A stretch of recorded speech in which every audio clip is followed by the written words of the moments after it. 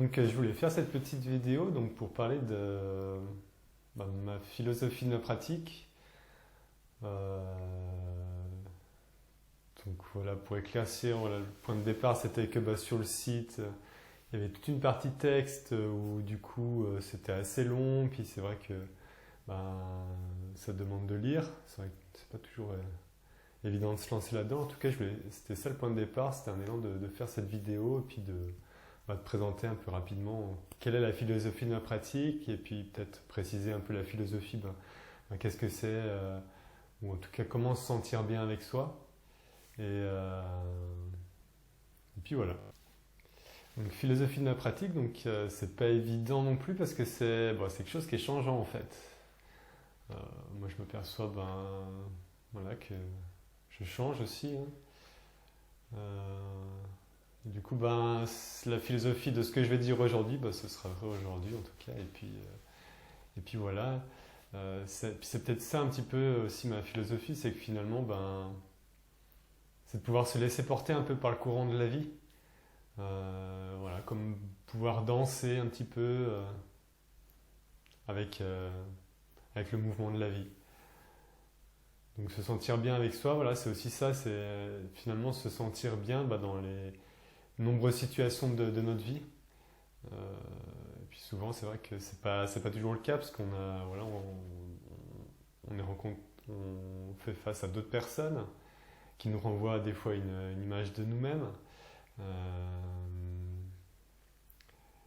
qui n'est pas forcément tout de suite acceptée en tout cas, qui est des fois même rejetée, des fois même ça nous met en colère. Enfin voilà, il y a tout plein de choses qui peuvent se passer, mais c'est de pouvoir aussi avoir porter un regard différent finalement sur ces différentes situations de la vie et qui peuvent être finalement quelque chose qui peut vraiment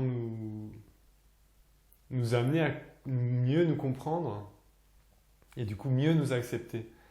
Et en s'acceptant mieux, du coup, on peut s'exprimer à travers des facettes de notre personnalité qu'on réprimait jusque-là en fait.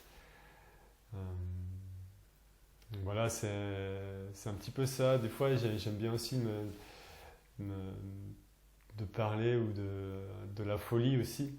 La folie, des fois, c'est un peu bien comprendre ce mot dans ce que moi, comment je l'utilise.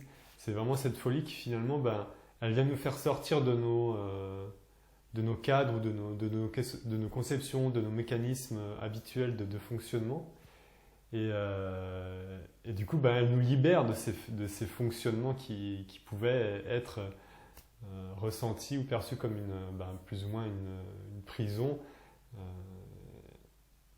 de nos vies. Donc cette folie, c'est de pouvoir l'accepter, de pouvoir vraiment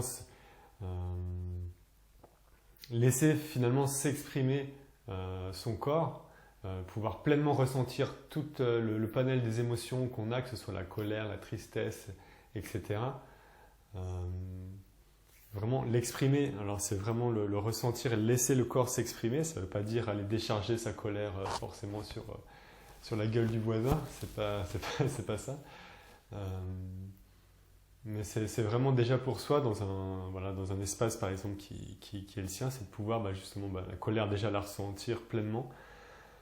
Et puis voir déjà, la colère des fois elle a cette particularité que elle cache souvent une autre émotion qu'on n'a pas envie de ressentir, que ce soit une grande tristesse ou une grande peur. Et elle vient faire comme un masque si on veut. Donc si on arrive à regarder ce qu'il y a derrière cette peur, cette réaction,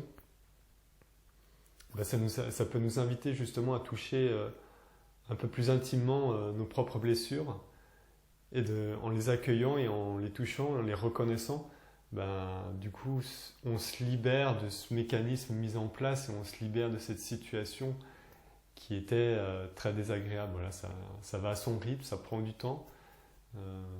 Voilà.